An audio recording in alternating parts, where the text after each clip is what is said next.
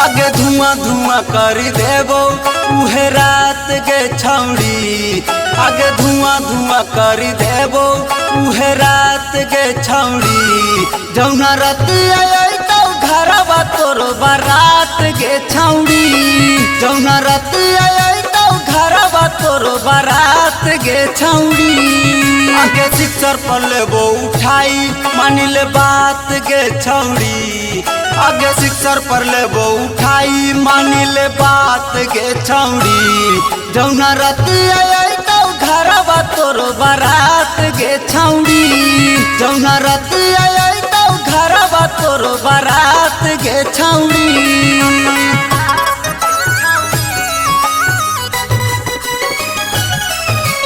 Music by Amarjeet Sharma.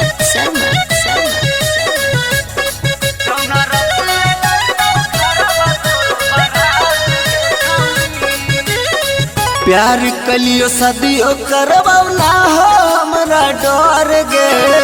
हमरा छोड़ के कैसे जइबी पियावा के घर गे। प्यार कलियो सदियो करबौ ना हो हमरा डर गे। हमरा छोड़ के कैसे जइबी पियावा के घर गे। आज भैया बापा के सोझा देखैबो यो कात के छौड़ी। आगे बापा के तोरा देखैबो अपन औकात के छौड़ी।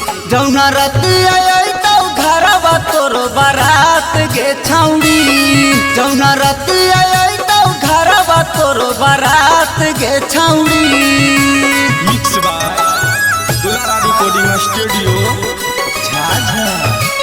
Music by Amarjeet Sharma.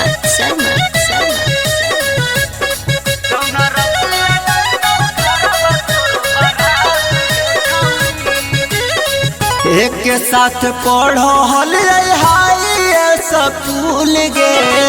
हमरा के कैसे जइबी पाला भर में भूल गे। एक के साथ पढ़ो हल हाई स्कूल गे।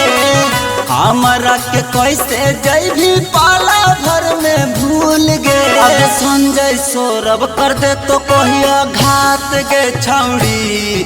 अगर मिथल से छोटू कर दे तो कहिया घात के छौड़ी। जौना रतिया अइतौ घरवा तोर बारात के छौड़ी। जौना रतिया अइतौ घरवा तोर बारात के छौड़ी।